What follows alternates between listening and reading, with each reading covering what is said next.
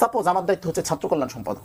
আমার একটা কাজ হচ্ছে আমার কোনো ভাই কোথাও যদি আহত হয় কিংবা কোনো প্রবলেমে পড়ে তাকে ডাক্তার দেখানো, হসপিটালে নেওয়া। ওনারা যখন আমার কর্মীর গোড়ালি কেটে দিচ্ছেন আমি টানা 3-4 দিন তাকে নিয়ে হসপিটালে ছিলাম। আমার প্রশ্ন হচ্ছে আমার প্রত্যেকটা সম্পাদকের কাজ ডিফাইন্ড, তার এই কাজ।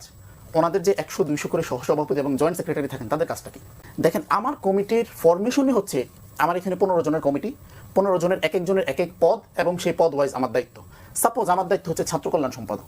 আমার একটা কাজ হচ্ছে আমার কোনো ভাই কোথাও যদি আহত হয় কিংবা কোনো প্রবলেমে পড়ে তাকে ডাক্তার দেখানো, হসপিটালে নেওয়া। ওনারা যখন আমার কর্মীর গোড়ালি কেটে দিচ্ছেন আমি টানা 3-4 দিন তাকে নিয়ে হসপিটালে ছিলাম। আমার প্রশ্ন হচ্ছে আমার প্রত্যেকটা সম্পাদকের কাজ ডিফাইন্ড, তার এই কাজ। ওনাদের যে 100-200 করে সহসভাপতি এবং জয়েন্ট সেক্রেটারি থাকেন তাদের কাজটা কি? উনি কেন ভাবতেছেন ওনার ফর্মেটে আমাকে কাজ করতে হবে? উনি কেন ভাবতেছেন ছাত্রদলের ফর্মেটে আমাকে কাজ করতে হবে? ওনারা যখন সেই 1 থেকে 2024 পর্যন্ত অলমোস্ট 2 যুগ একসাথে শিবির, ছাত্রদল নানান আন্দোলন করেছে, ক্যাম্পাসে ছিল।